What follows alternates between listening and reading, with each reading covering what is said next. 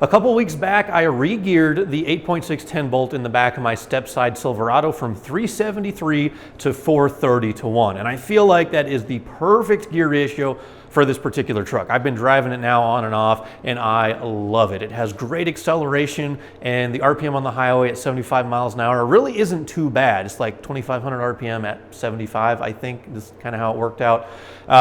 So I'm really, really loving it with this tire size, the transmission that I have in here, and of course the 4.8, which doesn't make a lot of low to mid RPM torque. It's kind of a higher RPM engine. So anyway, I feel like the 430 is the perfect ratio for the step side build. But technically the re-gearing job is not complete because the rear is done, and this is a four-wheel drive truck, so I need to match the ratio in the front. This is a GM 8.25 or 8 1/4 IFS front differential.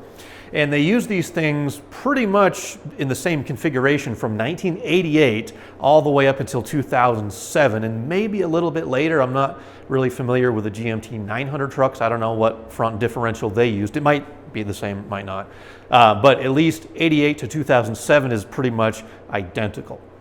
Now, I am going to be re-gearing, and we're going to be able to use four-wheel drive, but I'm actually going to be converting this truck from selectable four-wheel drive to full-time permanent all-wheel drive using the NV149 transfer case that I picked up from a 2001 or 2 Yukon Denali. This is the same case that they used in the Silverado SS, certain Escalades, and the Denalis. I think that was kind of the applications. But anyway, it has a viscous coupler in it. It's like a 38% front torque split or something like that, but that's not what we're doing today. But I'm only bringing that up because I'm not going to be reusing the front differential that's in the truck currently. I'm actually going to be swapping to this one, which is from the same donor vehicle that I got the transfer case. Now, this will bolt together in pretty much the same exact way as the four-wheel drive front differentials, and the only difference is the all-wheel drive version has a solid one-piece passenger side axle shaft, where the four-wheel drive ones have a two-piece axle shaft with a little shift collar on there and an electronic actuator that will disrupt the power flow when you're in two-wheel drive. So the front wheel and the CV axle is no longer connected to the differential and the rest of the drivetrain. But other than that, the rest of this process should be exactly the same. Now, an interesting side note is you can actually install a GMT 800 front differential into a GMT 400 truck, and the two mounts on the driver's side exactly the same. The width is the same. The bolt pattern on the CV axle is the same. The only difference is the angle of this little mount right here is a little bit different. And so when we did Project Red Tide, the all-wheel drive OBS Chevy at my last job, we actually used this exact GMT 800 differential, and I just had to build a custom mount on this side, and that's kind of how we converted the OBS Chevy over to all-wheel drive. So anyway, this is what we're re-gearing today, and then it'll bolt directly into the GMT 800 truck with zero modifications whenever we get around to doing the all-wheel drive conversion. In terms of parts, we're going to be using some 430s from Nitro Gear. That's who we used on the rear, so I figured it makes sense to get a matching set. I will say though, 430 is a bit of an odd ratio. A lot of guys will make a 410. There's actually a 410 and a 411 ratio. It just has different tooth counts. So if you are re-gearing, you want to make sure you have the exact same front to back. I believe the factory trucks, like a Silverado SS or an Escalade, used 410 to 1. But anyway, 430 is a bit of an oddball. I know Nitro makes it, and there was, I know Yukon does not. There's like two people that make a 430 ratio for the front of these things, but anyway, that's not really important. So we have the gears. I also grabbed a master install kit from Yukon. This is just kind of your basic, bolts and seals and bearings and stuff like that. I don't see any, there's a few shims in there, I guess. So I'm not entirely sure how these front ends go together. This will be my first time doing an IFS setup. I've done plenty of rear ends, and in theory, it's the same kind of deal where you got to, get your pinion depth set, you got to get your carrier backlash set. I don't know how in the world we're going to measure that in a case like this, but we'll figure that out, and then we'll run a gear pattern. Hopefully it all works out. So let's get to it.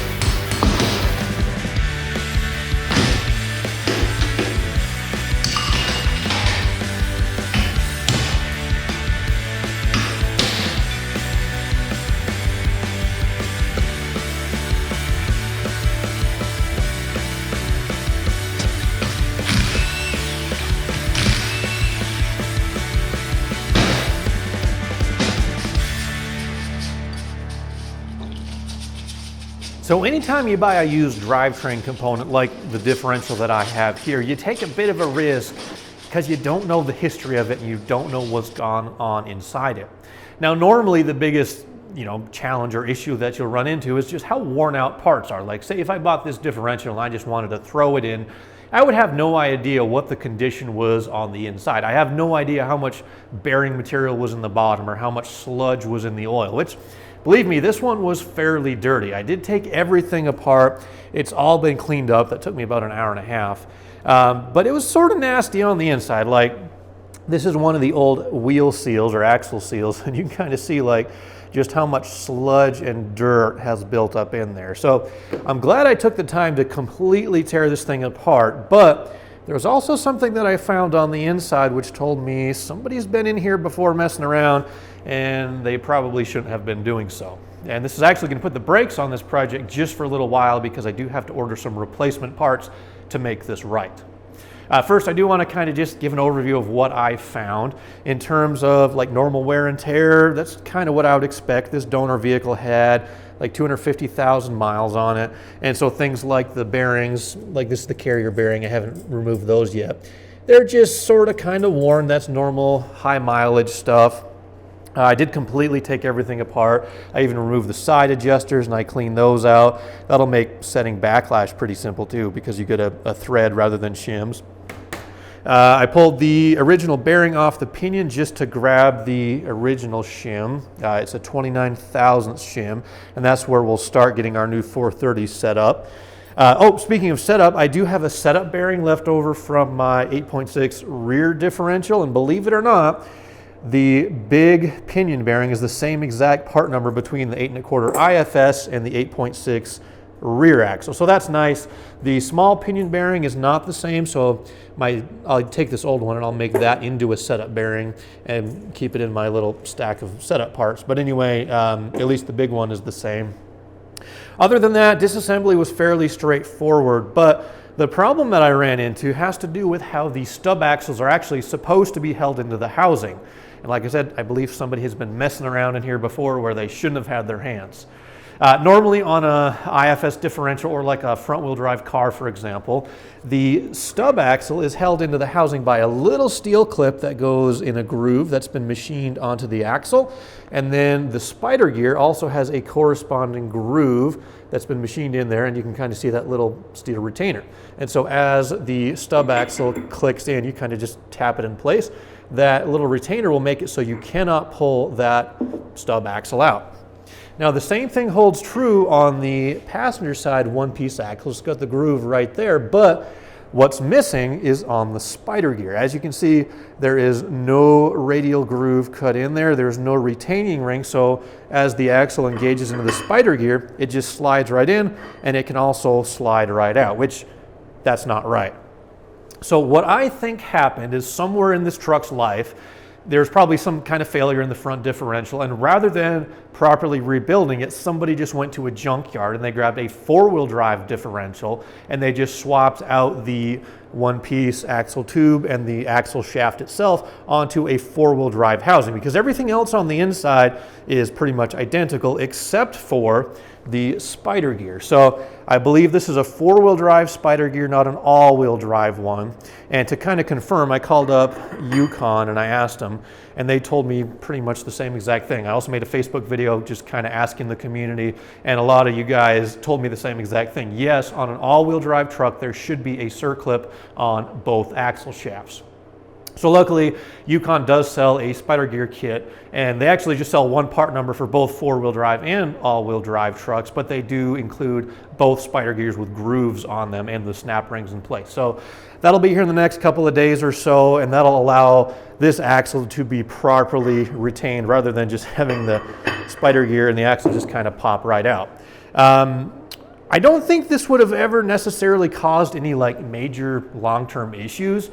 I'll just kind of throw that out there because if you think about how this is all held together in the chassis, like you've got a CV axle that's bolted to the wheel hub, and there's really no way that that axle could just push out and fall out and become disengaged with the splines, but it definitely will be able to shift around just a little bit.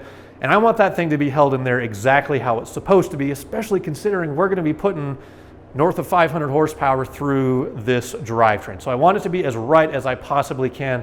That's the way I do stuff. If there's a problem, I got to fix it, of course, notwithstanding painting frames, because to me, I don't know, I don't like painting frames. But anyway, we'll at least get started on the bearings and the housing, and we'll see how far we can get.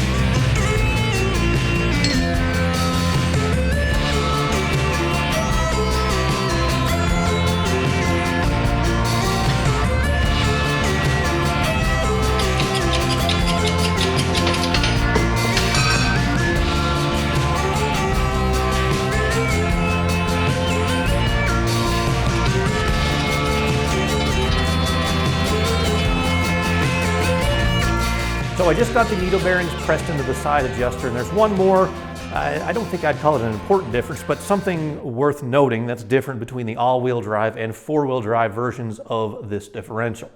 On the stub shaft on the driver's side, the short one, there's a needle bearing that supports the outside of the shaft in the side adjuster that gets kind of pressed into the case. And then the other side here is supported by the spider gear. So there's a seal to keep oil out. But basically that's how that short shaft is going to be supported in the case. On the long side, there's a little needle bearing, a little bit different sized one that gets pressed into the end of the axle housing there. That's the old one that'll get replaced.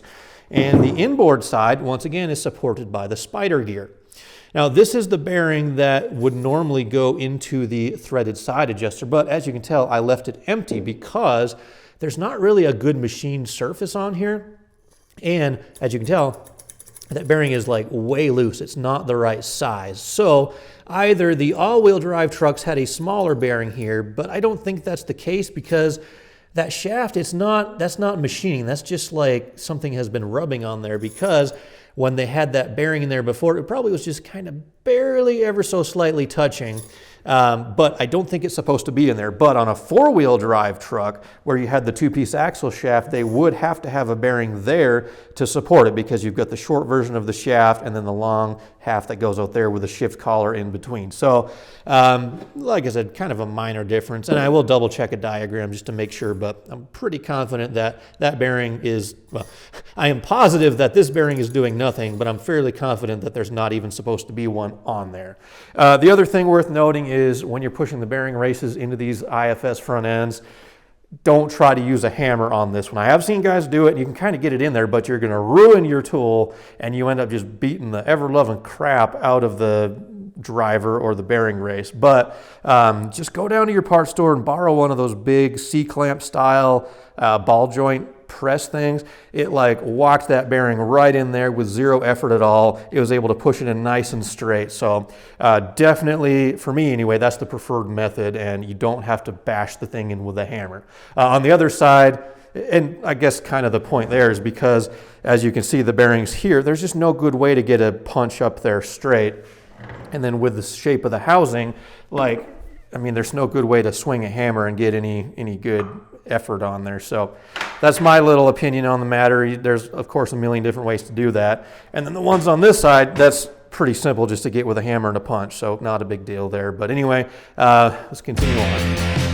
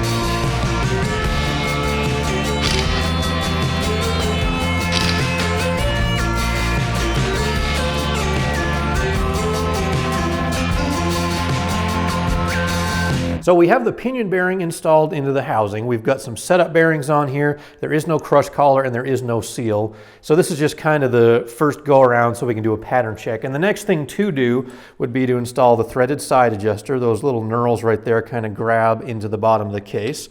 And so the flat side goes in, and then of course the bearing race sits on top of it just like that. And then you do the same thing on the other half of the case, put the ring gear on the carrier, throw it all together and start running a pattern check. But the problem is the little adjustment tab locks that are supposed to go in before the race and then before the side adjuster, they go in that little notch right there. Well, the adjustment tabs are actually cracked. And I know one of you guys actually dropped a comment in one of my videos and you said, hey, make sure you grab a new pair of those locks.